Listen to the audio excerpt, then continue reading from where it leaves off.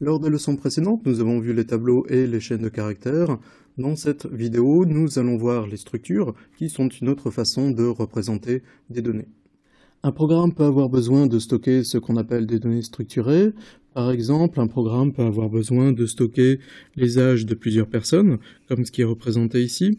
Et nous avons vu lors d'une séance précédente que dans un tel cas, il faut utiliser un tableau, c'est-à-dire un tableau qui serait déclaré de cette façon-ci en utilisant le type vector si on ne sait pas combien de personnes le programme doit considérer, ou déclaré de cette façon-ci en utilisant le type array si par exemple on sait que l'on a 5 personnes.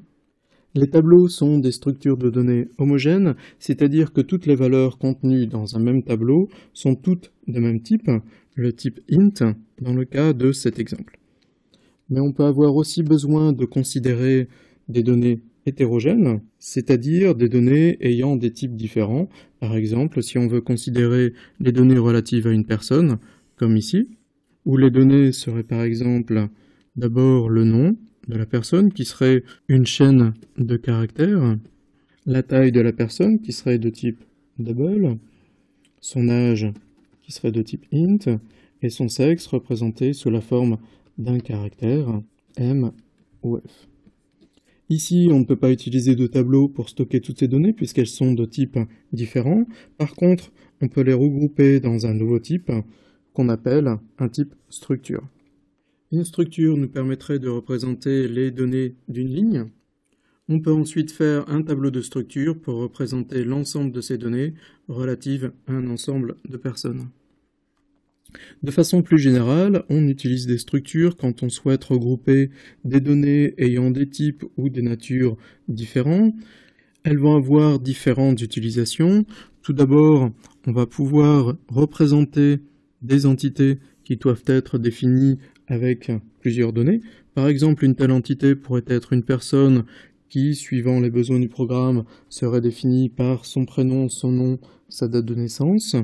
Une autre entité pourrait être une date, qui serait définie par un numéro de jour, de mois et d'année. Regrouper ces données facilite la manipulation de telles entités. Une deuxième utilisation possible des structures est de faire retourner plusieurs valeurs à une fonction, et nous allons détailler comment dans la suite. Et enfin, une troisième utilisation possible, qui généralise la première utilisation, est de simplifier la conception et l'écriture des programmes. Avant d'entrer dans les détails, voici quelques exemples de structures. Cette structure date réunit un jour, un mois et une année. Une telle déclaration définit donc un nouveau type utilisable dans un programme. Ce type va nous permettre de déclarer des variables, par exemple comme ceci, qui est la déclaration d'une variable qui s'appelle aujourd'hui, de type date, et qui va pouvoir avoir des valeurs concrètes pour le jour, le mois et l'année. Cette structure étudiant regroupe le nom d'un étudiant avec le nom de sa section sous la forme de chaîne de caractères, ainsi que ses inscriptions au cours sous la forme d'un tableau où les éléments seraient de type cours, où cours serait une structure qui devrait être déclarée plus haut, et la dernière donnée contenue dans la structure serait la moyenne des notes de l'étudiant. Cette structure particule serait utile à un programme de simulation de physique puisqu'elle regroupe les valeurs relatives à une particule élémentaire, avec tout d'abord la position de la particule sous la forme d'un vecteur à 3 dimensions, la vitesse de la particule qui aurait également 3 coordonnées, ainsi que la masse et la charge de la particule, qui sont toutes les deux de type double. Une structure est donc un nouveau type qu'un programmeur va définir et déclarer en respectant la syntaxe suivante, c'est-à-dire en commençant par le mot-clé struct, suivi du nom qu'il veut donner à la structure, suivi entre accolades ouvrantes et fermantes de la liste de ce qu'on appelle les champs de la structure et qui sont les données que regroupe la structure. Et vous pouvez remarquer que la déclaration de ces champs ressemble beaucoup à la déclaration d'une variable, puisqu'une déclaration commence par le type qu'on veut donner au champ, suivi de son identificateur ou son nom, suivi d'un point-virgule. Notez enfin qu'il faut un point-virgule après l'accolade fermante. Une structure est le seul cas où un point-virgule apparaît après une accolade fermante. Par exemple, ce code définit une nouvelle structure, donc un nouveau type qui s'appelle personne et qui sera utile pour définir le type des éléments du tableau qu'on a vu au début du cours, puisqu'elle regroupe le nom, la taille, l'âge et le sexe d'une personne. Cette autre structure s'appelle complexe et regroupe deux champs, un champ X et un champ Y, et serait utile pour représenter des valeurs complexes par opposition à des valeurs réelles qui se noteraient en mathématiques X plus Y. Comme les éléments de tableau, les champs d'une structure ne sont pas limités à être de type scalaire comme int ou double. Les champs d'une structure peuvent être des tableaux, voire des structures. Par exemple, je déclare ici un type qui s'appelle compliqué, où le deuxième champ est de type int, mais le premier champ est un tableau de double, et le troisième champ est de type simple, qui a été déclaré ici, qui contient lui-même deux champs. Le premier de type int, le deuxième de type double. Une structure est donc un nouveau type que je peux utiliser pour déclarer des variables, et une déclaration va se faire de la même façon qu'avec n'importe quel autre type, c'est-à-dire que je vais commencer par le nom du type, suivi du nom de la variable. Par exemple, j'ai repris ici le code qui définit la structure personne, et ici, je déclare une variable qui s'appelle intel et qui sera de type personne. Attention, la définition de la structure doit s'écrire en dehors des fonctions, avant de l'utiliser pour déclarer des variables. Par contre, comme avant, la déclaration des variables de ce nouveau type doit se faire à l'intérieur d'une fonction. Par exemple, on écrira en dehors de toute fonction, puis on peut définir la variable intel à l'intérieur d'une fonction, par exemple la fonction main, comme ceci.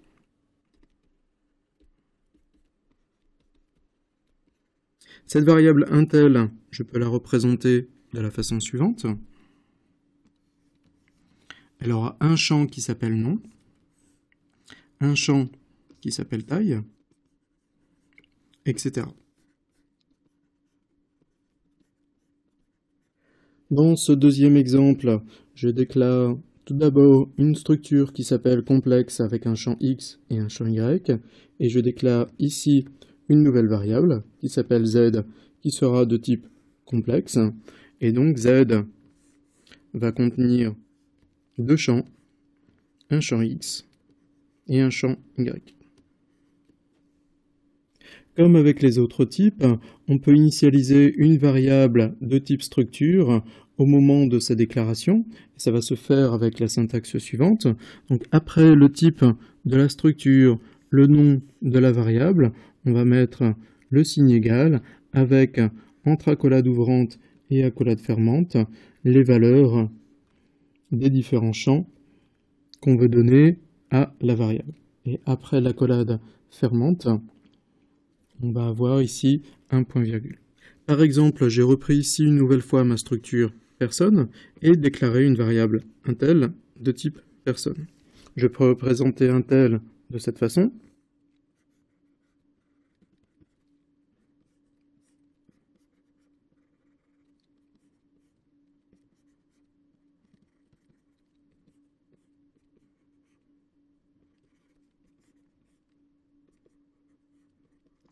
Cette déclaration initialise également les champs de la variable intel. Dupont va aller dans le premier champ qui est le champ nom, c'est-à-dire que le champ nom va contenir la valeur Dupont, le champ taille va contenir la valeur 1,75, le champ âge la valeur 41 et le champ sexe le caractère grand M. Par ailleurs, en C++ 2011, on peut également utiliser cette syntaxe en dehors d'une initialisation pour une affectation et on va obtenir les mêmes valeurs aux mêmes endroits. Notez bien qu'en C++ avant 2011, on ne pouvait pas utiliser cette syntaxe pour l'affectation et qu'il n'y avait pas de moyen simple d'affecter tous les champs d'une structure à des valeurs littérales. On sait donc initialiser les champs d'une variable de type structure, c'est-à-dire donner une valeur à ces champs au moment de la déclaration de la variable. Encore faut-il pouvoir accéder à ces valeurs. Ça va se faire en respectant la syntaxe suivante, c'est-à-dire qu'on va commencer par écrire le nom de la variable de type structure, suivi d'un point, suivi du nom du champ.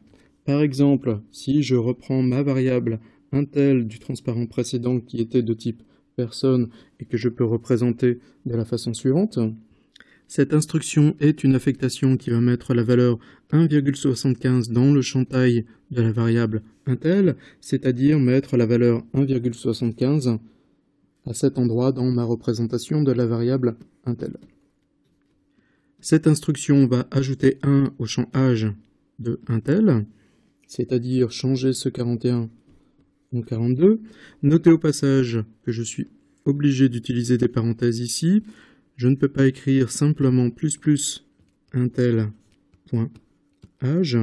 car l'opérateur est prioritaire sur l'opérateur point. Et cette dernière instruction va afficher la valeur contenue dans le champ sexe de la variable intel, c'est-à-dire le caractère m. Je vais maintenant détailler un exemple complet qui met en œuvre notamment des fonctions ayant des paramètres de type structure. Je vais commencer par reprendre le code de ma structure personne, ici, avec, je vous le rappelle, un nom, une taille, un âge et un sexe comme données. La fonction main va commencer par déclarer une variable intel de type personne. Je peux donc représenter intel de la façon suivante. Et intel va être initialisé en utilisant la valeur de retour de la fonction naissance, qui est appelée ici. Voici le code de la fonction naissance. Le but de cette fonction est de demander la valeur des champs d'une variable de type personne à l'utilisateur, c'est-à-dire un nom, une taille, un âge et un sexe, et de retourner les valeurs des champs entrés par l'utilisateur sous la forme d'une structure. Cette fonction n'a donc besoin d'aucune valeur pour pouvoir fonctionner. Elle n'a donc pas de paramètres.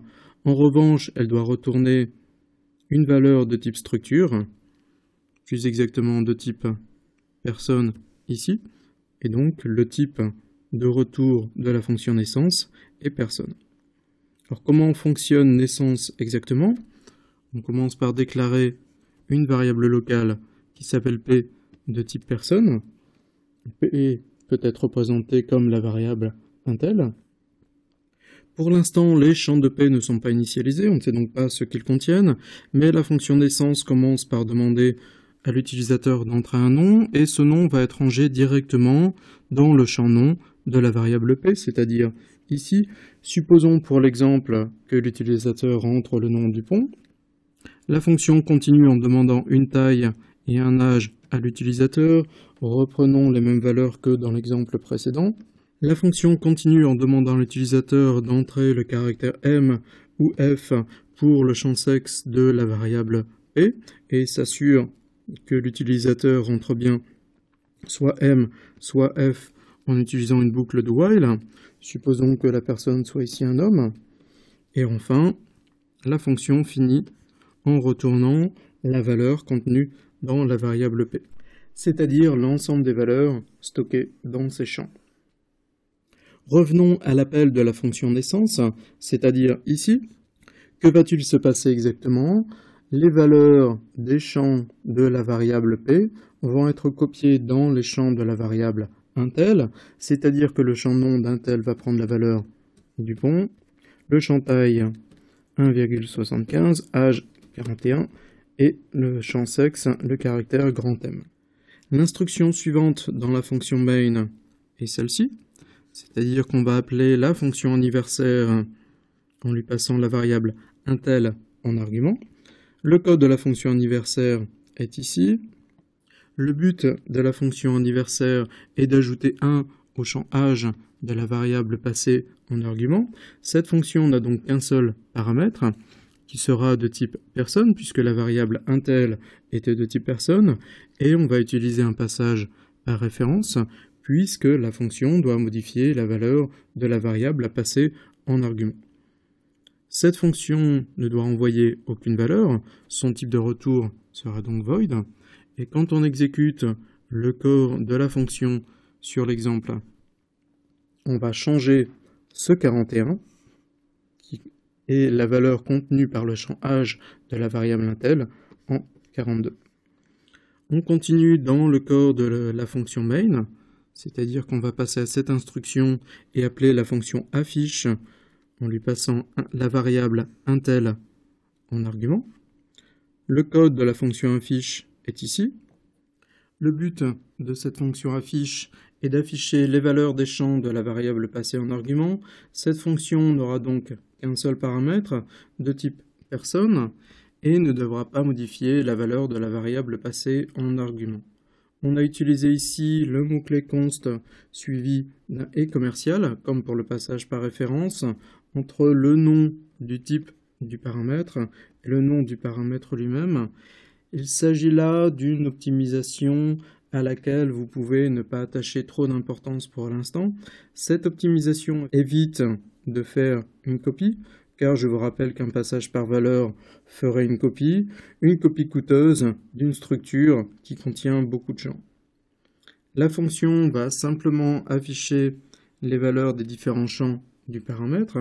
À noter qu'on utilise ici un switch pour afficher si la personne est un homme ou une femme. Cette instruction switch est expliquée dans les compléments. On aurait pu utiliser ici aussi une instruction if. Vous pourrez vérifier par vous-même que dans le cas de mon exemple, la fonction va afficher ceci. Une fois la fonction affiche exécutée, on va revenir dans la fonction main, c'est-à-dire ici. On va exécuter l'instruction return et terminer le programme. On peut affecter une variable de type structure à une variable de même type. Par exemple, je déclare ici une variable P1 de type personne en initialisant ces champs à ces valeurs. Ensuite, je déclare une variable P2 également de type personne, mais sans initialiser la valeur de ces champs.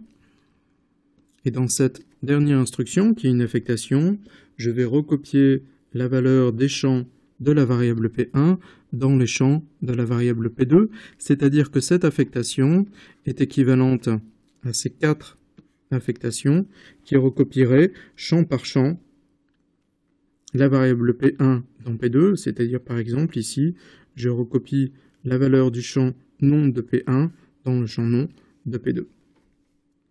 Mais attention, l'affectation est la seule opération que l'on peut faire de façon globale sur des variables de type structure. On ne peut pas les comparer ni les afficher globalement. Si je reprends l'exemple précédent, j'avais le droit d'écrire P2 égale P1, qui est une affectation. Par contre, je n'ai pas le droit d'écrire P1 égale P2 pour comparer P1 et P2, ni d'écrire par exemple Cout inférieur P1 pour afficher les valeurs des champs de P1. Dans ce cas-là, je suis obligé de procéder champ par champ. Par exemple, je peux utiliser cette instruction pour afficher les 4 champs de P1, mais évidemment, il vaut mieux écrire une fonction qui ferait cette comparaison ou cet affichage. C'est ce que nous avions fait avec la fonction affiche d'un exemple précédent.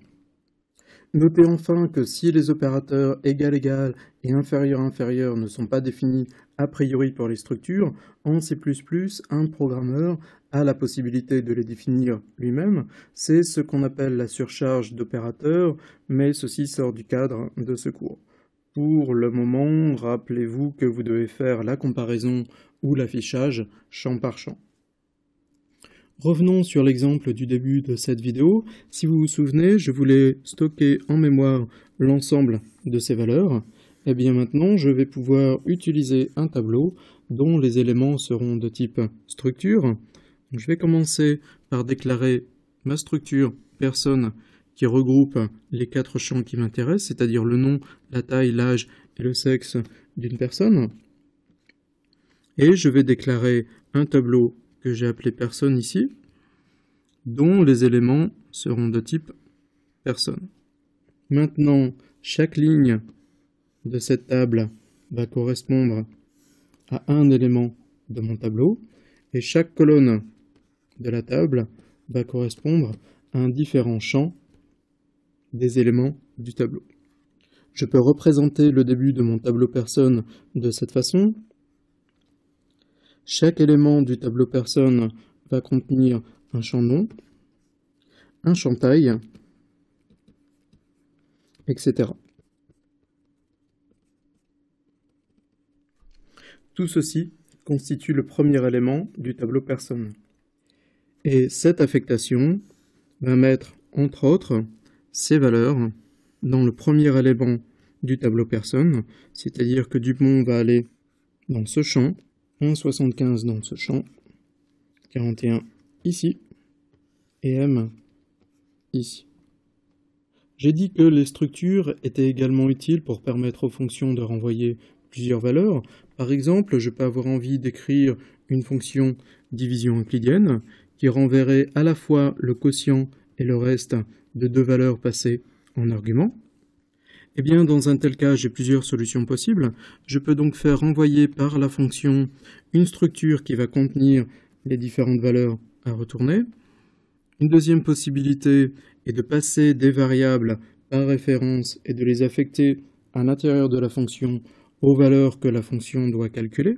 Nous allons voir un exemple sur le transparent suivant. Une troisième possibilité, dans le cas où toutes les valeurs sont de même type, est de faire renvoyer par la fonction un tableau dynamique qui va contenir ces valeurs.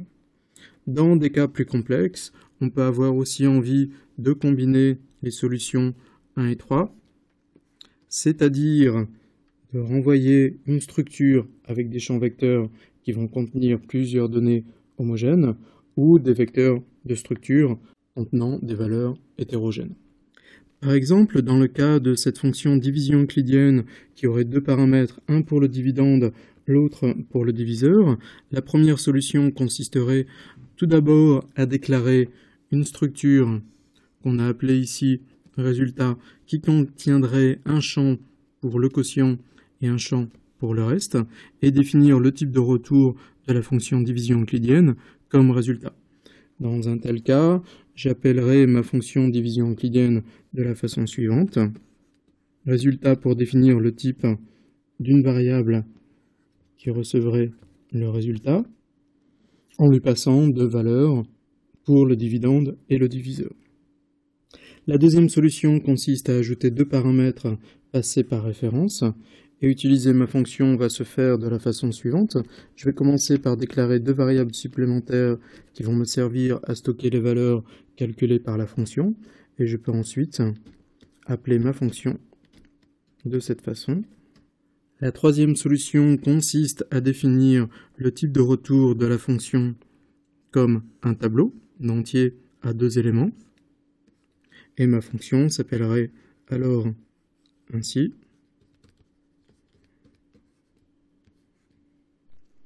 On a utilisé ici le type array, mais on pourrait utiliser aussi le type vector, puisque le type vector est la forme la plus générale de tableau. En résumé, les structures permettent de regrouper plusieurs données sous un même type et servent à représenter des entités comme des personnes ou des dates, à faire retourner aux fonctions plusieurs valeurs et plus généralement à simplifier la conception et l'écriture de programmes. Donc je vous invite maintenant à répondre au quiz pour tester les connaissances que vous avez acquises sur cette nouvelle leçon.